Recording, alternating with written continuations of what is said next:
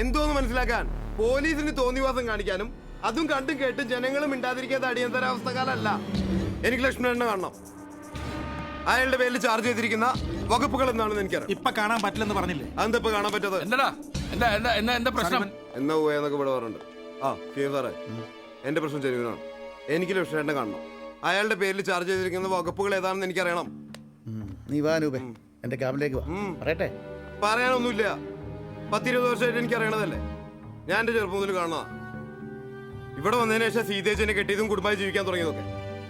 എനിക്ക് നല്ല സംശയമുണ്ട് സാറേ, ഇതിലെന്തോ കളിയുണ്ട്. എന്ത് കളി? അനൂപേ, നീ ഞാൻ പറയുന്നൊന്ന് കേൾക്ക്. സാറേ വേണ്ട, അയാളുടെ പേരിൽ ചാർജ് ചെയ്തിരിക്കുന്ന വകുപ്പുകൾ ഏതാണെന്ന് എനിക്ക് അറിഞ്ഞാൽ മതി. അനൂപേ, പോലീസിന് ചില കാര്യങ്ങൾ പുറത്ത് പറയാൻ പറ്റും, ചിലത് പറയാൻ പറ്റില്ല. ആയിക്കോട്ടെ. അതുകൊണ്ട് ഇതിനകത്ത് ചില നിയമത്തിൽ വേണ്ട. സാറിന് നിയമ തടസ്സം ഉണ്ടാവും എനിക്കറിയാം. പക്ഷെ 24 മണിക്കൂറിനുള്ളിൽ ലക്ഷ്മണേട്ടനെ കോടതിയിൽ ഹാജരാക്കണല്ലോ. എന്താ വേണ്ടതെന്ന് എനിക്കറിയാം.